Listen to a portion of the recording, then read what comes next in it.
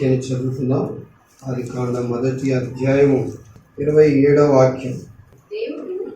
దేవుడు తన స్వరూపమందు నరుని సృజించెను.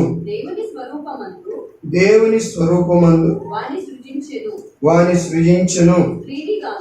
స్త్రీనిగాను పురుషునిగాను వారిని సృజించెను. చదవబడినటువంటి మాట మీద ధ్యానం చేయాలని ఆశపడుతున్నాను. కనుక ఆది మానవుడు ఆదాము గారు అలాగే అవ్వ గారు సృజించబడిన విధానాన్ని మనం ఇక్కడ చూస్తాం. ఆయన స్వరూపములో ఆయన నరుని సృజించారు. కొన్నిసార్లు ఈ పోలిక బాహ్యాన్ని తెలియజేస్తుంది. పోలిక స్వభావము అంతరంగాన్ని తెలియజేస్తుంది. స్వభావం పోలిక దేవుని పోలికలోను పోలిక ఉందా? దేవుని స్వరూపమందు మన పోలిక చొప్పున నరులను చేయదు. పోలిక అంత మీ పోలికనంటే అంత మనం ఎక్కడ చూసి చెప్తున్నారా మాట? పైన చూసి చెప్తారు. అంత మీ పోలికే. అంత వాళ్ళ నాన్నగారి పోలిక, అంత వాళ్ళ అమ్మగారి పోలిక అని చెప్తుంటాం. పోలిక బాహ్యాన్ని ఏం చేస్తుంది? తెలియజేస్తుంది. స్వభావము అంతరంగాన్ని చూపిస్తుంది. స్వభావం మంచిది కాదు. మనుషుడేమో పైన మంచోడే కానీ స్వభావం మంచిది కాదు, మనసు మంచిది. ఈరోజు ఈ మాట మీద మనం ధ్యానం చేయాలి. దేవుడు ప్రారంభములో ఆదామును ఆయన పోలిక చొప్పున ఆయన స్వభావములో చేశాడు. అంటే బాహ్యంగా దేవుని యొక్క పోలిక, స్వభావము అంతరంగంలో దేవుని యొక్క స్వభావం. పాపము లేని స్వభావం. స్వభావం అంటే ఎలాంటి స్వభావం అంటే పాపము లేని స్వభావం, చెడును ఆశించని స్వభావం, మంచి చేసే స్వభావం, దేవుని స్వభావం, దేవుని మనస్సు, దేవుని హృదయాన్ని కలిగినటువంటి మనిషిగా ఆదామును దేవుడు చేశాడు, అవ్వను దేవుడు చేశాడు. కాబట్టి వారి ఇరువురిని కూడా ఆయన స్వరూపములో ఆయన పోలికలో వారిని చేశాడు. దేవుడిని సమీపించాలి అంటే, దేవునితో మనము స్నేహం చేయాలంటే, దేవునితో మనము మాట్లాడాలంటే, ఆయన్ను సమీపించాలంటే ఆయన లాంటి తేజస్సు లేకుండా ఆయన సమీపించాలి. ఆయన లాంటి తేజస్సు లేకుండా, మహిమ లేకుండా మనం దేవుని సమీపించలేము. ప్రకాశమానమైనటువంటి వెలుగులో ఉన్నటువంటి వ్యక్తిని మనము చూడాలన్నా మాట్లాడాలన్నా మనం కూడా ఎలా ఉండాలి? ప్రకాశమానంగా ఉండాలి. లేకపోతే ఆయన ఆ స్వరూపాన్ని మనం చూడలేము. అందుకని దేవుడు ఏం చేశాడంటే ఆదామును ఆయన స్వరూపములో ఆయన పోలికలో ఏం చేశాడు? చేశాడు. బాహ్యంగా ఆయన స్వరూపం పోలిక, అంతరంగంలో ఆయన స్వభావము ఆదాముకు అవ్వకు ఉన్నట్లు మనం చూస్తాం. చాలా దేవుడు ఒక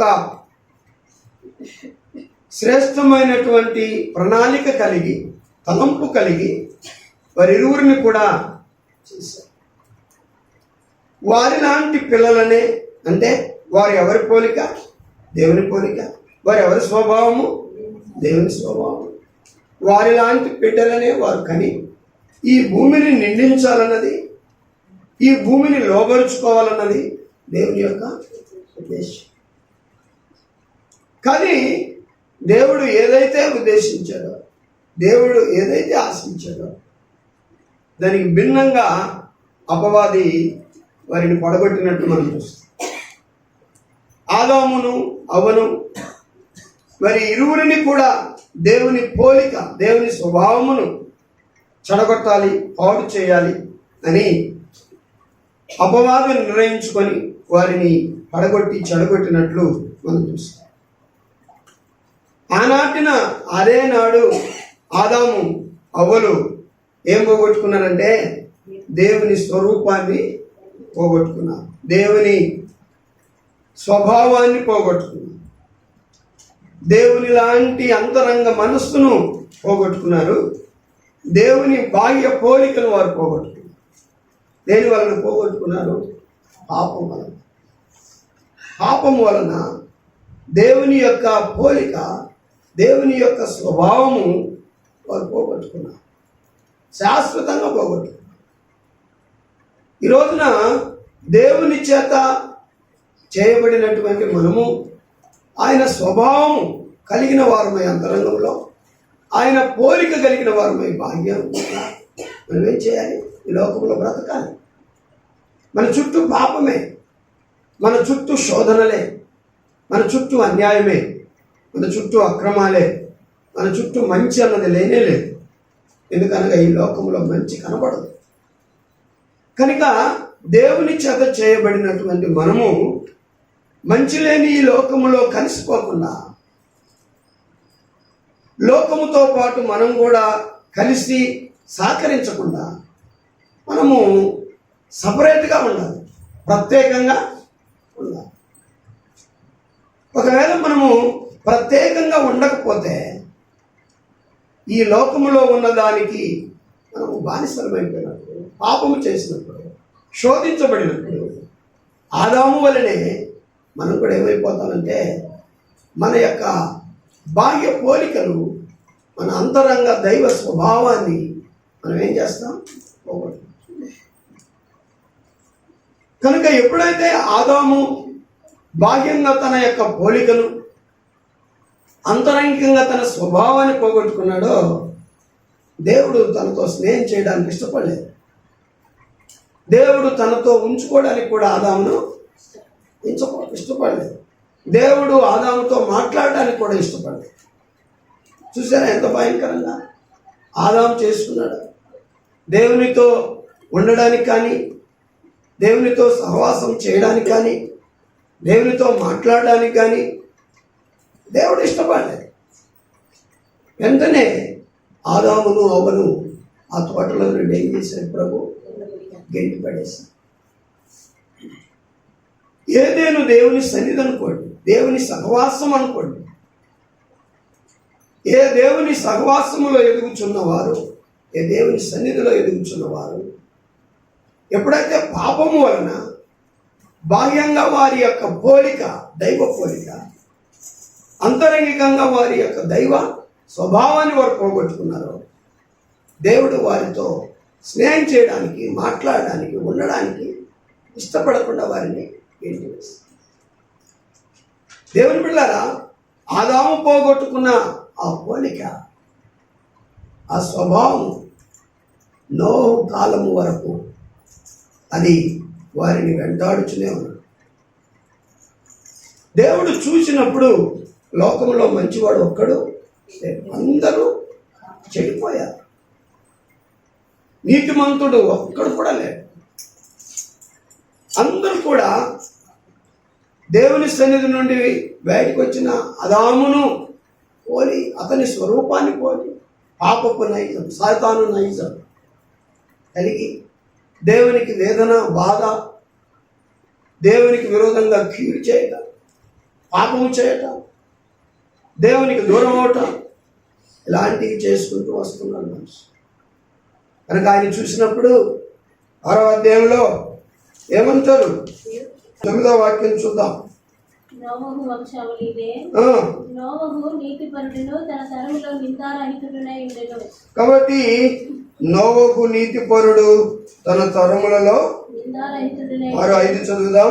నరుల చెడుతనము భూమి మీద గొప్పదనియు, వారి హృదయం యొక్క తలంపులలోని ఊహ అంతయు ఎల్లప్పుడు కేవలము చెడ్డదనియు యెహోవా చూచి.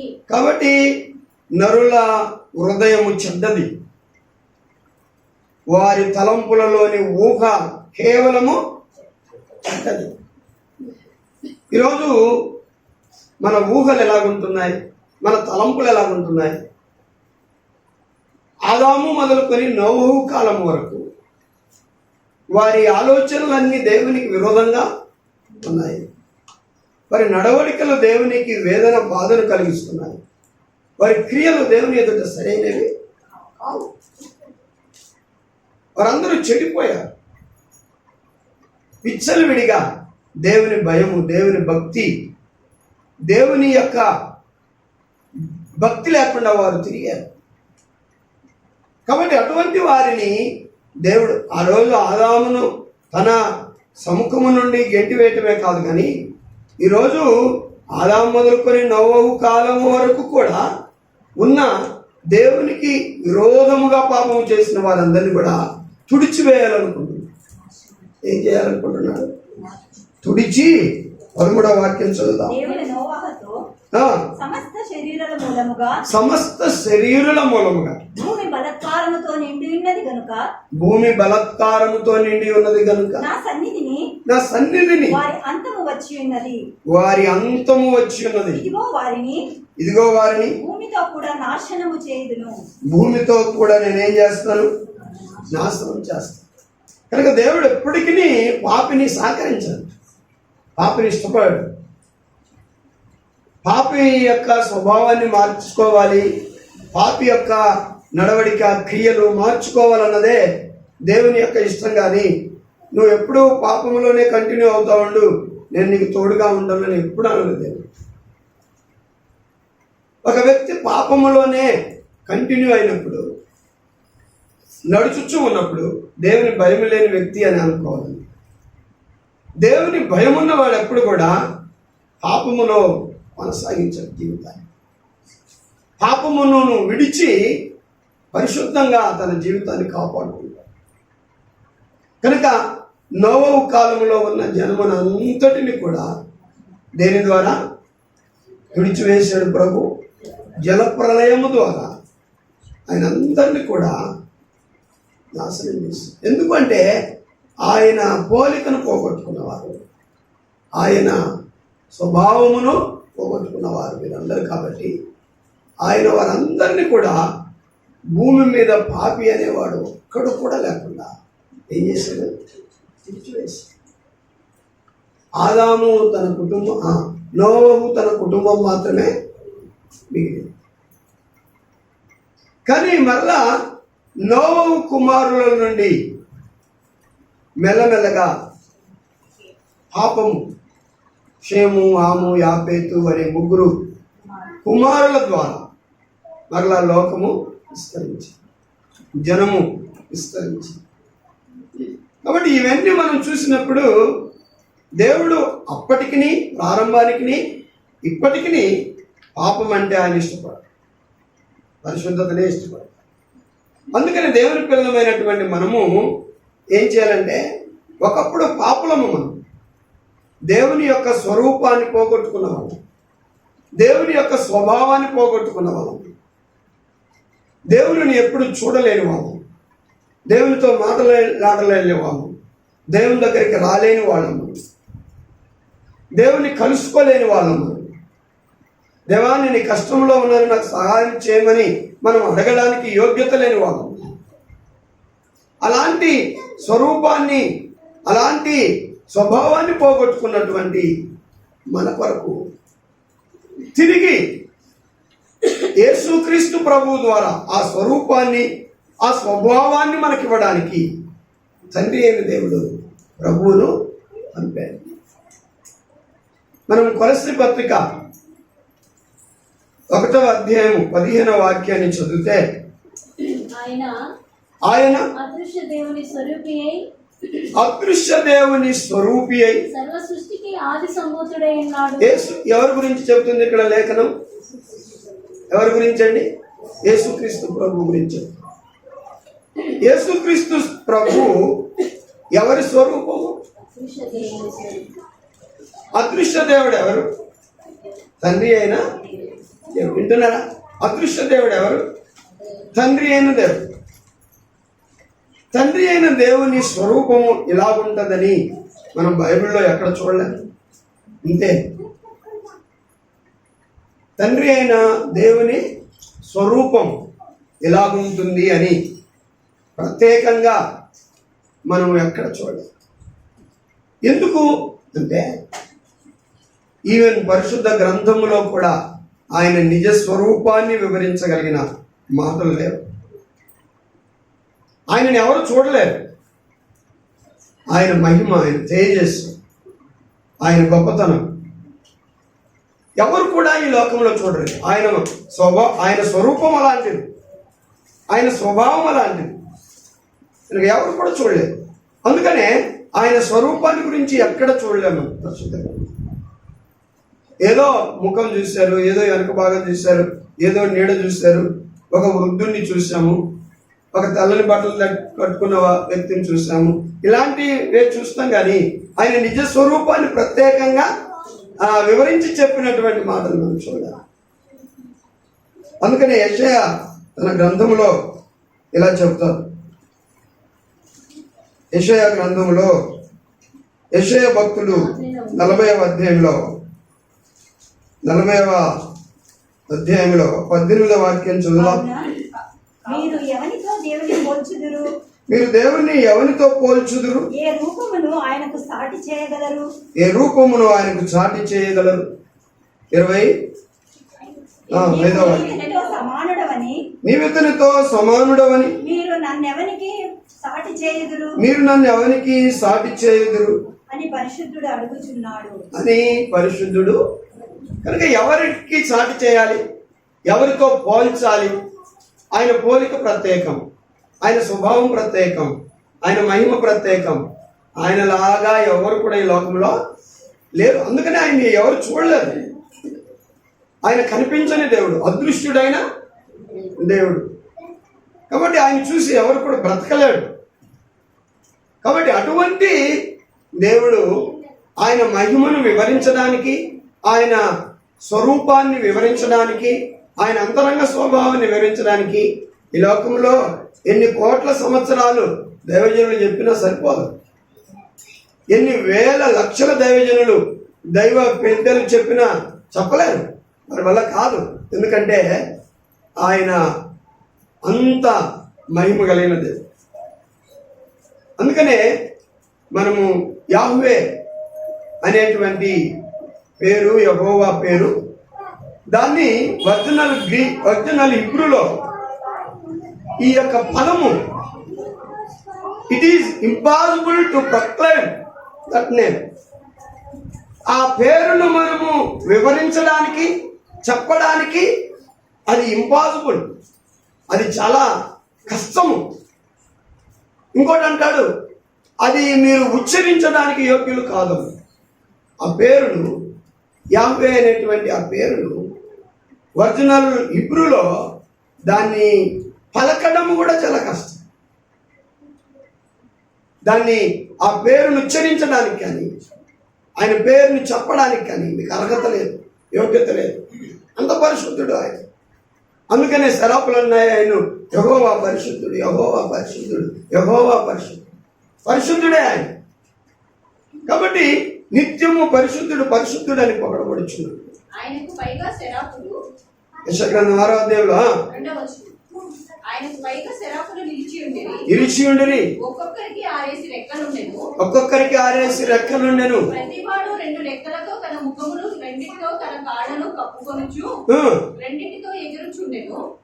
వారు సైన్యములకు అధిపతియగు యెహోవా పరిశుద్ధుడు, పరిశుద్ధుడు, పరిశుద్ధుడు, సర్వలోకము ఆయన మహిమతో నిండియున్నది అని గొప్ప స్వరముతో గాన ప్రతిగానములు చేయుచుండిరి. కాబట్టి శరాపులు అంటున్నారు ఏంటి? యెహోవా పరిశుద్ధుడు, పరిశుద్ధుడు, పరిశుద్ధుడు. ఇక్కడ అసలు మనం నిలబడలేము. ఈ హోలీ ప్లేస్లో, ఈ హోలీ గాడ్ ముందు మనం నిలబడడానికి అర్హత లేదు అసలు. మనం అందరం చచ్చిపోవాల్సిందే. మనం ఆయన కృప చేతనే మనం ఇక్కడ ఉన్నాం. ఆయన కనికరం చేతనే మనం ఇక్కడ ఉన్నాం. ఆయన నిజంగా ఆ పరిశుద్ధతను మనం తలుసుకుంటే ఇక్కడ ఒక్కరం కూడా మనం మిగలం. అసలు ఉండజాలం, కూర్చోకూడదు మనం. అందుకని ఆ శరాపులు ఎందుకు 2 రెక్కలతో వాటి ముఖాన్ని కప్పుకున్నాయి? ఆయన మహిమను చూడలేక. ఈవెన్ పరలోకమందున్న దేవుణ్ణి, పరలోకమందున్న శరాపులు కూడా ఆయన ఏం చేస్తున్నాయి? చూడలేకపోతున్నాయి. ఆయన మహిమ అలాంటిది, ఆయన స్వరూపం అలాంటిది. కాబట్టి చూడలేక ఎందుకు కాళ్ళు కప్పుకున్నాయి? అపవిత్రమైన కాళ్ళు నా దేవుని సన్నిధిలో కనబడకూడదని 2 రెక్కలతో వాటి కాళ్ళను కప్పుకున్నాయి. ఆయన మహిమను చూడలేక, ఆయన స్వరూపాన్ని నిదానించి చూడలేక. అందుకని యోహాను భక్తుడు ప్రకటన గ్రంథం 1వ అధ్యాయం ఇదిగో ఇవన్నీ చూసిన తర్వాత ఇది వినగా ఆయన ముఖము మహా తేజస్సుతో చచ్చిన వాని వల్లే, ఆయనను చూడగానే వాక్యం 17 17వ వాక్యంలో, నేను ఆయనను చూడగానే చచ్చిన వాని వలె ఆయన పాదముల యొద్ద పడితిని. ఆయన పాదాల దగ్గర నేను యేసుక్రీస్తు ప్రభువుని చూసినప్పుడు చచ్చిన వాని వల్ల నేను పడిపోయాను. నేను చచ్చానా బ్రతికానని నాకే తెలియదు. దేవుని బిడ్డ, ఆ యెహోవా దేవుని యొక్క మహామహిమ, తేజస్సు, ప్రభావము, ఆంతరంగికంగా బాహ్యంగా ఆయన పోలిక, ఆయన స్వభావము సేమ్ డిటో ఆయనలో నుండి ఊడిపడినటువంటి వ్యక్తి ఎవరు అంటే మన ప్రభు అయిన యేసుక్రీస్తు. సపోర్ట్ కొట్టి హల్లెలూయా. కాబట్టి ఆయన మనం చూడలేం, కానీ ఆయన మన కొరకే వచ్చాడు. అందుకనే కొలస్సీ పత్రికలో ఆయన అదృశ్య దేవుని స్వరూపము, ఆయన అదృశ్య దేవుని స్వరూపము. ఏ దేవుణ్ణి అయితే చూడలేక శరాపులు ముఖం మూసుకొని కాళ్ళు కప్పుకొని ఎగురుతూ యెహోవా పరిశుద్ధుడు పరిశుద్ధుడు అని గాన ప్రతిగానాలు చేసి ఆయన స్తుతించాయో, ఏ యొక్క స్వరూపాన్ని చూసి ఆనాడు భక్తులందరూ కూడా మరి భయపడ్డారో, ఆ స్వరూపము కలిగి వచ్చిన వాడు యేసయ్య. కానీ అంతరంగంలో ఆయన స్వరూపం ఉంది, కానీ బాహ్యములో ఆయన శరీరే. యేసయ్య ఎవరు? బాహ్యంగా రక్త మాంసములు కలిగిన వాడే, కానీ అంతరంగంలో ఆయన.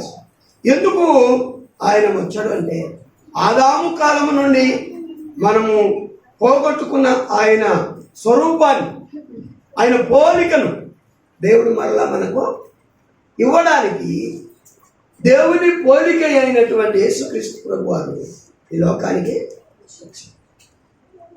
నీవు దేవుని సమీపించలేను, నేను దేవుని సమీపించలేను, దేవునితో మాట్లాడలేము, దేవునితో చెప్పుకోలేము, దేవునితో ఉండలేము. కాబట్టి దేవునికి మనకు ఎడబాటు అయిపోయింది. కనుక ఇటువంటి దూరస్తులైనటువంటి మనలను మరలా తిరిగి ఆ ఆదాముకు దేవుడు ఏ పోలికైతే ఇచ్చాడో, ఏ స్వభావం అయితే ఇచ్చాడో, ఆ స్వభావాన్ని మరలా రిస్టోరేషన్ అంటారు. అంటే తిరిగి పోగొట్టుకున్న దాన్ని మరలా మొదటిగా ఉన్న దాని ప్రకారమే చేయడం. కాబట్టి పోగొట్టుకున్న దానిని పోగొట్టుకున్నప్పుడు ఎలాగైతే ఉందో, కలిగి ఉన్నప్పుడు ఎలాగైతే ఉందో అలాగే చేయడం. ఎవరొచ్చారు తెలుసా? యేసుక్రీస్తు ప్రభు వచ్చారు. యేసుక్రీస్తు ప్రభు తప్ప ఆదాము పోగొట్టుకున్నటువంటి స్వభావము, ఆ పోలిక ఇవ్వడం ఎవరి తనం కాదు. అందుకనే యేసుక్రీస్తు ప్రభు ఆ దేవుని యొక్క స్వరూపము గలవాడు, దేవుని యొక్క స్వరూపము గలవాడు, దేవుని యొక్క స్వభావము గలవాడు. కనుక దేవుని యొక్క స్వభావమును, దేవుని యొక్క స్వరూపమును ఏం చేశాడు? మనకు తిరిగి ఇవ్వడానికి ఆ పోలికలో ఉన్న ఆయన ఈ భూమి మీదకి ఏం చేశాడు? దిగివచ్చి శిలువలో మన కొరకు ఆ స్వరూపాన్ని పోగొట్టుకున్నాడు. 53వ యెషయా గ్రంథం అధ్యాయం 53 మొదటి మాట నుండి మనము చదివితే, మేము తెలియజేసిన సమాచారం ఎవడు నమ్మెను? యెహోవా బాబు ఎవనికి బయలుపరచబడెను? లేత మొక్కవలెను, ఎండిన భూమిలో మొలిచిన మొక్కవలెను. అతడు ఆయన ఎదుట పెరిగెను. వింటున్నారే మాట? అతనికి స్వరూపమైనను స్వరూపమైనను సొగసైనను లేదు. ఏ స్వరూపం లేదు? దైవ స్వభావము, దైవ స్వరూపాన్ని మన కొరకు ఏం చేశాడు ఆయన? అది అంత కూడా పోగొట్టుకున్నాడు సెలవు. మనం ఈయన ఫలానా ఆయనని గుర్తించలేనంత విధానంగా ఆయన స్వరూపము సొగసు అంత కూడా పోయింది. ఎటువంటి మహిమ కలిగిన వాడు, ఎటువంటి గనుడు, ఎటువంటి పూజ్యుడు. ఈయన్ను చూసినప్పుడే కదా యోగాను చచ్చిన వారి వలె పడిపోయింది. ఈయనను చూసే కదా సౌలు గారు పౌలుగా మారింది. కాబట్టి ఈ మహాదేవుడైన యేసుక్రీస్తు ప్రభువు వారు ఆయన స్వరూపాన్ని మనకు అదాము పోగొట్టుకున్న ఆ యొక్క స్వరూపాన్ని, ఆ యొక్క స్వభావాన్ని ఇవ్వడానికి తను సిలువలో మన కొరకు ఆ దైవ స్వభావాన్ని, స్వరూపాన్ని ఏం చేశాడు? పోగొట్టుకున్నాడు. ఈరోజు ఎవరం కూడా మనము మనకున్నటువంటి ఆ స్టేజ్ నుండి మరొకరి కొరకు కిందికి దిగలేము. మనం ఎప్పుడు ఉన్నతంగా ఎదగాలనే కోరుకుంటాం. కానీ ఇదిగో అతని కొరకు నేను కొద్దిగా కిందికి దిగుతాను, కొద్దిగా తగ్గుతాను, నా యొక్క స్థితిని మార్చుకుంటాను అనే అనుకోలేము. మనం మానవ స్వభావం. మనం వారి కొరకు నేనెందుకు మార్చుకోవాలి, వారి కొరకు నేనెందుకు తగ్గాలి, వీరి కొరకు నేనెందుకు నష్టపోవాలి, నేనెందుకు శ్రమ పడాలి అనుకుంటాను. కానీ దేవుడే అలాగ అనుకొని ఉంటే మనకి ఈరోజు ఈ స్థితి ఉండేది కానే కాదు. అందుకనే ప్రభు అయిన యేసుక్రీస్తు వారు ఆ దైవ స్వభావంతో, దైవ స్వరూపముతో ఈ లోకానికి వచ్చి సిలువలో ఆయన స్వరూపాన్ని పోగొట్టుకొని ఆయన మన కొరకు, మనకు ఆదాము పోగొట్టుకున్న ఆ స్వరూపాన్ని ఇచ్చారు, ఆ స్వభావాన్ని ఇచ్చారు. కాబట్టి దేవుని బిడ్డలారా, ఈ రోజున మనము దేవుని యొక్క స్వరూపములో ఉన్నవాడు, దేవుని యొక్క స్వభావములో మనము ఉన్నవాడు.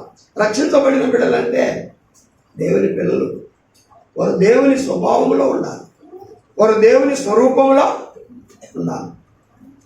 అంతేగాని రక్షించబడిన బిడ్డలకు అతీతమైనటువంటి పనులు, సాతానుని యొక్క నైజం కలిగిన పనులు, చూపులు, ఆలోచనలు, అవన్నీ కూడా మనం కలిగి ఉన్నప్పుడు మనం దేవుని స్వభావాన్ని ఏం చేసుకుంటాం తెలుసా? పోగొట్టుకుంటాం. దేవుని స్వరూపాన్ని పోగొట్టుకుంటాం. మనం దేవునికి సంబంధం లేని వారు.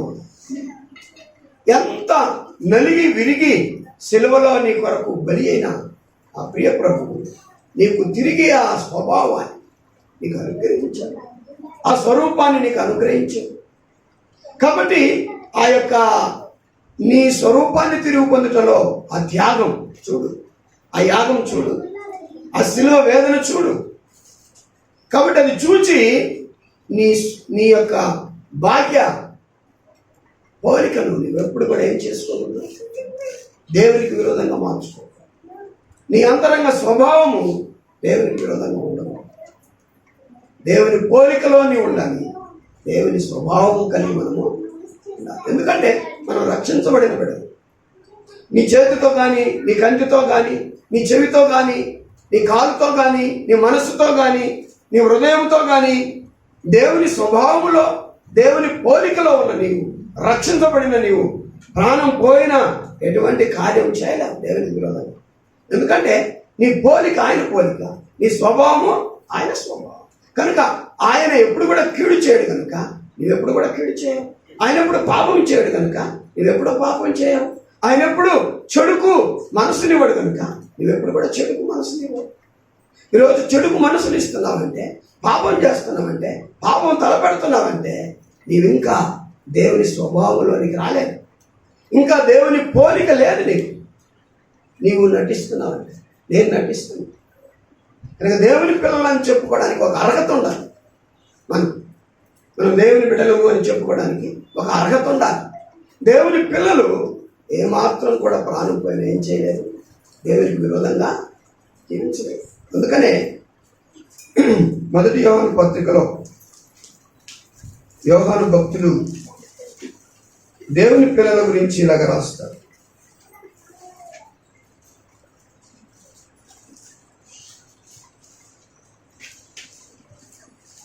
మూడవ అధ్యాయము 9వ వాక్యము నుండి చదువుదాం. దేవుని మూలంగా పుట్టిన ప్రతి వానిలో ఆయన బీజము నిలుచును గనుక వాడు పాపము చేయడు. వాడు దేవుని మూలముగా పుట్టినవాడు గనుక పాపము చేయజాలడు. దేవుని మూలముగా పుట్టినటువంటి వాడు పాపము చేయడు. పాపము చేయ వాడు దేవుని మూలంగా పుట్టినవాడు జాలడు. అసలు పాపము చేయజాలడు. లేదు, నేను వెళ్తామంటే వాళ్ళు బలవంతంగా నా ఫ్రెండ్స్ సినిమాకి లాక్కొని పోయారు. నేను మంచివాడినే, కానీ నన్ను లాక్కొని పోయారు. నేనేం చేయాలి? నువ్వు చేయజాలడు. నువ్వు చేయజాలదు. ఎంతమంది నేను పడిపోవడానికి అక్కడ ఉన్న పరిస్థితులు కారణం, నేను పడిపోను వాస్తవంగా, నేను ఇలా దారి తప్పడానికి నా ఫ్రెండ్స్ కారణం అని నువ్వు చెప్పజాలవు. నువ్వు అక్కడి నుంచి ఎస్కేప్ కావాలి. నువ్వు ఎక్కడైతే దేవునికి అసహ్యకరమైనటువంటివి జరుగుతున్నాయో అక్కడ నుండి దేవుని స్వభావంలో, దేవుని యొక్క పోలికలో ఉన్నటువంటి నీవు తప్పించుకోవాలి. వారితో నువ్వు ఇన్వాల్వ్ కాదు, వారితో నువ్వు కలిసిపోలేవు. కలిసిపోతే ఏమవుతుందంటే నీలో ఉన్న దేవుని స్వరూపం ఏమైపోతుంది, నీలో ఉన్న దేవుని స్వభావం అవుదాం, అడ్జస్ట్ అయిపోదామని అనిపిస్తుంది. అప్పుడు నీలో దేవుని స్వభావం పోతుంది. కాబట్టి దేవుని స్వభావాన్ని మనం ఎప్పుడు కూడా పోగొట్టుకోకూడదు, దేవుని పోలికను కూడా మనం ఎప్పుడు కూడా పోగొట్టుకోకూడదు. అందుకనే ఆ యొక్క సీనాయి పర్వతం కింద వాళ్ళు దూడం చేసుకుని వాళ్ళందరూ కూడా సంగీతముతో ఏం చేస్తారు? సంగీతం పెట్టారు. వాళ్ళు కూడా నైట్ సంగీతాలు ఏం పెట్టారు అక్కడ? నిర్గమ కాండంలో వాక్యం చెప్పు. 32:5 నిర్గమ కాండము పైన యెహోవా ఏమంటాడు? మోషే, వీరు ఏమైపోయారు? చెడిపోయారు. ఇట్లా నేను నువ్వు దిగి వెళ్ళుము, ఐగుప్తు దేశము నుండి నీవు రప్పించిన నీ ప్రజలు చెడిపోయారు. చెడిపోయారంటే అర్థమేంటి? నేను వారి యందు ఇష్టపడినంతగా వాళ్ళు ఏమైపోయారు? డిస్ట్రాయిడ్ అయిపోయారు, పాడైపోయారు, నాశనం అయిపోయారు. అసలు వారిని చూస్తేనే నాకు అసహ్యం, వారిని అనుకుంటేనే నాకు మంట, వారితో నా స్నేహం ఉండదు. ఏమంటాడు ఆయన? చంపేస్తాను. ఏమంటాడు? చంపి పడేస్తాను. ఒక వ్యక్తి దేవుని స్వభావాన్ని పోగొట్టుకొని దేవుని స్వరూపాన్ని పోగొట్టుకుంటే దేవుడు ఎంత కోపడతాడు నీ పట్ల. దేవుని పిల్లలంటే ఆషమాష ఏమనుకున్నాము? నేను పరిపూర్ణ పరిశుద్ధతలోనికి రావాలి, మీరు కూడా పరిపూర్ణ పరిశుద్ధతలోనికి రావాలి. మన పరిశుద్ధత ఏ విధం చేత కూడా పోగొట్టుకోకూడదు. మనం పాపంలో పడిపోకూడదు, పాపం గురించి ఆలోచించకూడదు, పాపపు నైజము మనకు ఉండకూడదు. అసలు అనేచరే ఉండకూడదు. నువ్వు ఎక్కడి నుండి వచ్చినా సరే, నువ్వు క్రిస్టియన్ ఫ్యామిలీ నుండి నువ్వు వచ్చినా సరే, ఒక హిందూ ఫ్యామిలీ నుండి నువ్వు వచ్చినా సరే, నీవు ఒక్కసారి ప్రభువును నీ స్వరక్షకునిగా నువ్వు యాక్సెప్ట్ చేసిన తర్వాత, నీ జీవితంలో నువ్వు అంగీకరించిన తర్వాత ఎప్పుడు కూడా నువ్వు మరలా విడిచిపెట్టిన ఆ పద్ధతుల వైపు తిరగకూడదు. తిరిగితే నువ్వు ఒక క్రైస్తవుడు కానే కాదు, దేవుని బిడ్డవు కానే కాదు. దేవుని దృష్టిలో మనము నా దేవుడు అని చెప్పడానికి మనం అన్ఫిట్, మనం అనర్హులం మనం. అందుకని ప్రభు ఈరోజు నీతో నాతో ఏమంటాడంటే, దేవుని మూలముగా పుట్టినటువంటి వాడు పాపము చేయజాలడు. దీనిని బట్టి మనమందరం కూడా ఎవరి మూలంగా పుట్టాం? దేవుని మూలముగా పుట్టిన వారు. కనుక దేవుని మూలముగా పుట్టినటువంటి మనలో మరలా శరీర ఆశలు ఎలాగొస్తాయి? చావలేదా ఇంకా? ఇది ఎలాగుందంటే గారడి సింహం టైప్ ఉంది. మన అపొస్తలుల కార్యం 8వ అధ్యాయంలో గారడి సింహను మారు మనసు పొందినని చెప్తూ ఫిలిప్పు చేత బాప్తిసం తీసుకొని ఆ పేతురు దగ్గరగా చదవండి. పేతురు యోహాను వారి మీద చేతులుంచగా వారు పరిశుద్ధాత్మను పొందిరి. అపోస్తలులు చేతులుంచుట వలన పరిశుద్ధాత్మ అనుగ్రహింపబడెనని సీమోను చూచి వారి ఎదుట ద్రవ్యము పెట్టి, నేనెవరి మీద చేతులుంచుదునో వారు పరిశుద్ధాత్మను పొందునట్లు ఈ అధికారము నాకు ఇయ్యుడని అడిగేది. అందుకు పేతురు, నీవు ద్రవ్యమిచ్చి దేవుని వరము సంపాదించుకొందునని తలంచుకొనినందున నీ వెండి నీతో కూడా నశించును గాక. నీ హృదయము దేవుని ఎదుట సరి అయినది కాదు కనుక ఈ కార్యమందు నీకు పాలు పంపులు లేవు. కాబట్టి ఈ నీ చెడుతనము మానుకొని మారు మనసు నొంది ప్రభువుని వేడుకొనుము. ఒకవేళ నీ హృదయాలోచన క్షమింపబడవచ్చును. నీవు ఘోర దుష్టత్వములోను దుర్నీతి బంధకములోను ఉన్నట్టు నాకు కనబడుచున్నదని చెప్పాడు. ఇదేంటండి, బాప్తిజం తీసుకున్న వాడిని చూసి పేతురు గారు ఇలా మాట్లాడుతున్నారు. పరిశుద్ధాత్మతో నిండిన పేతురు అయ్యగారు ఇలా మాట్లాడుతున్నారు. ఏమని?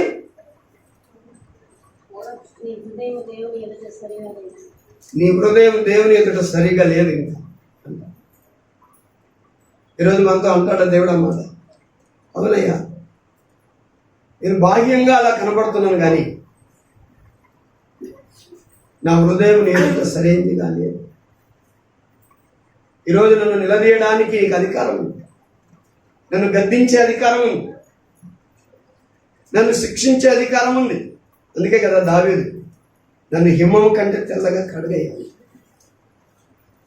నీకు ఏదైనా కనబడకుండా నన్ను శుభ్రంగా కడుగు నాయన, శుద్ధ హృదయం నాకు దయచే ప్రభు అంటారు. ఈరోజు ఆ ఆశ మనకు ఉంటుందా?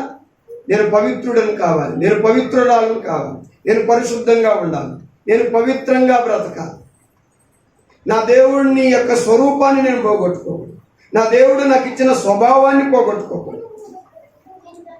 బయట ఒక రకంగా లోపల ఒక రకంగా నటించలేను. నేను దేవుని మనిషిని, దేవునికి నేను ద్రోహం చేయలేను అనేటువంటి ఆ జీవితాన్ని మనం కలుగు. గారడి సింహను రంగు బయటపడింది. పేతురు అన్నాడు, నీ హృదయం దేవుని ఎదుట సరిగా లేదు. అదేంటండి, నేను కూడా మారు మనసు పొంది బాప్తిజం తీసుకున్నాను. అదంతా నటన, అదంతా కూడా ఒక నటన. నువ్వు మారు మనసు పొంది పాపక్షమాపణ పొందితే ఈ యొక్క స్థితి ఎలా కనపడుతుంది? మరలా ఆ రోత స్థితి నీ హృదయంలో ఎలా కనపడుతుంది? నాకు కనపడుతుంది. నీ హృదయం దేవుని ఎదుట సరి అయినది కాదు, నీవు ఘోర దుష్టత్వంలోను దుర్నీతి బంధకాలలోనూ ఉన్నట్టు నాకు కనబడుచున్నది అంటారు. ఎవరు కనిపింపజేస్తున్నాడు? దేవుడు చూపిస్తున్నాడు. ఈరోజు మనుషులు చూసి నిన్ను మెచ్చుకోకూడదు. దేవుని బిడ్డలను దేవుడు చూసి మనల్ని మెచ్చుకోవాలి. దేవునికి యథార్థంగా ఉండాలి. ఈరోజు మరణం అన్నది మనిషికి ఎప్పుడో తెలియదు. ఈరోజు ఎంతమంది చనిపోతామో తెలియదు. కానీ ఈ స్థితిలో కూడా నీవు దేవుని స్వరూపాన్ని పోగొట్టుకున్న వ్యక్తిగా, దేవుని స్వభావాన్ని పోగొట్టుకున్న వ్యక్తిగా చేయడాన్ని చేస్తూ నువ్వు బ్రతికినట్లయితే నువ్వు ఎక్కడికి వెళ్తావు? నీ గమ్యమేంటి? What is your distance? కాబట్టి నువ్వు ఎక్కడికి వెళ్ళిపోతావు? కనుక మారు మనసు పొందు. ఇంకా చాలా మంది మారు మనసు పొందిన వారి వల్ల బ్రతకట్లేదు. మారు మనసు పొందని ఆ పాపుల వల్ల బ్రతుకుతూ. అందుకనే యేసుక్రీస్తు ప్రభు వారు మనకు ఆ స్వభావాన్ని, మనకు ఆ స్వరూపాన్ని ఇవ్వడానికి ఆయన శిలువలో ఏమైపోయాడు? బలి అయ్యాడు. ఆయన బలి అయి ఆయన స్వరూపాన్ని ఏం చేశాడు? యేసయ్య స్వభావాన్ని ఎప్పుడు పోగొట్టుకోడు. ఆయన స్వరూపాన్ని పోగొట్టుకోడు. మన కొరకు నలగొట్టబడి, చితగొట్టబడి, ఉమ్మివేయబడి, గుద్దబడి, తన్నబడి, ఈడవబడి మనకు పోగొట్టుకున్న ఆదాము కాలంలో పోగొట్టుకున్న ఆ దైవ స్వరూపాన్ని, ఆ పోలికను మనకి ఇచ్చుట కొరకు, మనలను ఆయనతో సమాధానపరచుట కొరకు, మనతో ఆయనతో సంబంధం చేయుట కొరకు ఆయన మన కొరకు ఆ శిలువలో ఏం చేశాడు? తను పోలికను, తన స్వరూపాన్ని అంతా కూడా పోగొట్టు. అందుకనే రోమపత్రిక 8వ అధ్యాయంలో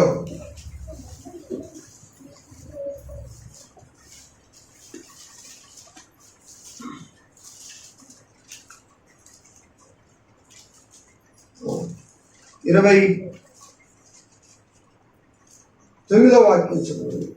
ఎందుకనగా ఉమ్, తన కుమారుడు అనేక సహోదరులలో జ్యేష్ఠుడగినట్లు ఉమ్, దేవుడు ఎవరిని ముందు ఎరిగెనో ఉమ్. వారు తన కుమారునితో సారూప్యము గల వారు అవుటకు వారు తన కుమారునితో సారూప్యము గల వారు అవుటకు సారూప్యం అనే మాట ఇమేజ్ అని ఉంటుంది. Image of God, image of Christ అంటే పోలిక. కాబట్టి క్రీస్తు ప్రభు మనకేమిస్తున్నాడు? ఆయన స్వరూప్యములోనికి రావాలన్నదే ఆయన ఆశ. ఆయన స్వరూప్యం, తండ్రి స్వరూప్యంలోనికి మనం రావాలి.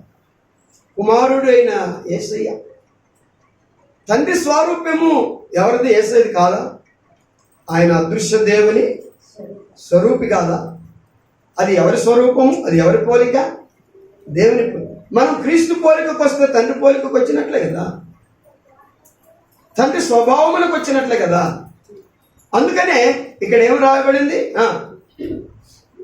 చదవాలి. వారు తన కుమారునితో సారూప్యం గల వారు అవుటకు వారిని ముందుగా నిర్ణయించెను, మరియు ఎవరిని ముందుగా నిర్ణయించెనో వారిని పిలిచెను. కాబట్టి ముందుగా నిర్ణయించాడు ఆయన స్వరూప్యం వారికి ఇవ్వడానికి. ఈరోజు రక్షించబడిన మనం అందరం కూడా దేవుని స్వరూప్యం గలవారం, దేవుని స్వభావము కలవారం మనం. కనుక నీ మాట చేత కానీ, నీ చూపు చేత కానీ, ఆలోచన చేత కానీ, క్రియ చేత కానీ, దేని చేత కూడా దేవుడు నీకు ఇచ్చినటువంటి ఆ పోలిక, ఆ స్వభావాన్ని నువ్వు పోగొట్టుకోవద్దు. ఒకవేళ ఇప్పుడు ఈ మాటలు వింటున్న మనము నేను పోగొట్టుకున్నాను, నేను ఆయన స్వరూపాన్ని, పోలికను పోగొట్టుకున్నాను, ఆయన స్వభావాన్ని పోగొట్టుకున్నానని ఖచ్చితమైన రీతిగా నువ్వు గ్రహించితే మోకాళ్ళ నుంచి కన్నీరు గార్చి ప్రార్థించాలి. ప్రభువా, తిరిగి నాకు నీ పోలికని, తిరిగి నీవు నాకు నీ స్వభావాన్ని ఇవ్వు అని ప్రభువుని అడగాలి. అందుకని యేసుక్రీస్తు ప్రభు ఆయన స్వరూప్యాన్ని మనకి ఇవ్వడానికి ఆయన సెలవులో మన కొరకు అనుభవించాడు. అందుకని ఈ మాటల్లో ఎవరినైతే పిలిచాడో వారికి ఆయన స్వరూప్యాన్ని కలిగి ఉండాలని ఆశపడుతుంది. స్వరూప్యాన్ని ఇచ్చటం. స్వరూప్యం ఎందుకట?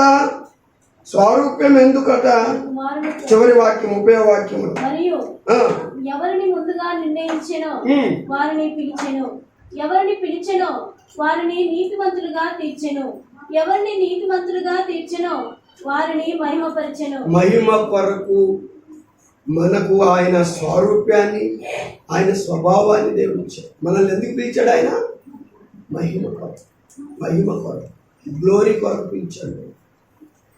మన భవిష్యత్తు చాలా శ్రేష్టమైనది, అది వర్ణనాతీతమైనటువంటి.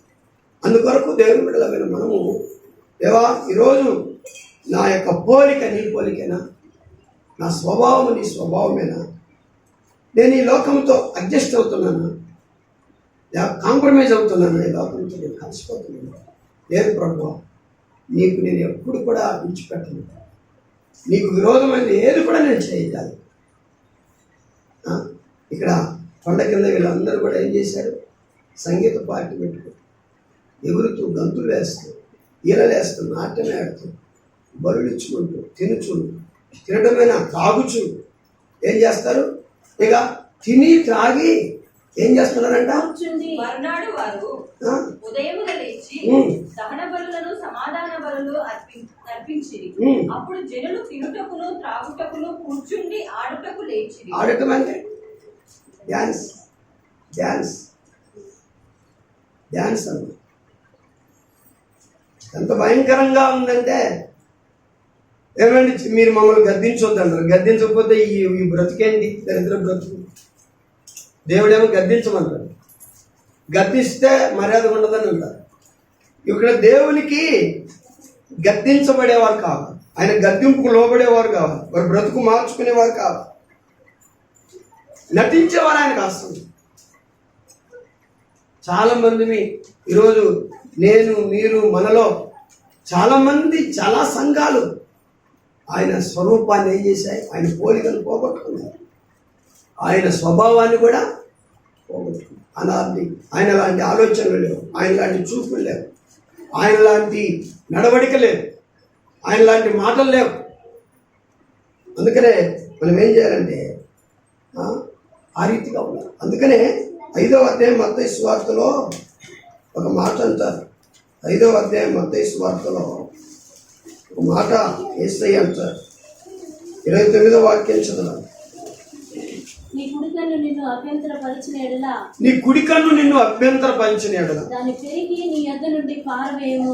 తీసి పారే. అంటే అభ్యంతరపరిచిన ఎడల అంటే నీ దృష్టి పాపానికి నిన్ను లీడ్ చేస్తుంటే, నీ సైట్ సరిగా లేకపోతే వాటిని ఏం చేస్తాను? తీసేయమంటే కళ్ళు లాగేసేయాలి.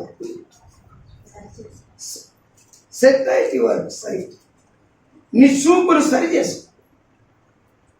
నీ చూపు నాకు ఇష్టంగా లేదు. ఒక పాపి చూపున్నట్లుగా నీ చూపు, ఒక లోకస్తుని చూపున్నట్లుగా నీ చూపు. అభిషేకించబడ్డ సంసోను చూపులు వెంటనే పాపం మీద పడ్డాయి, కానీ యోసేపు చూపు ఎప్పుడు పాపానికి దారి చేయలేదు.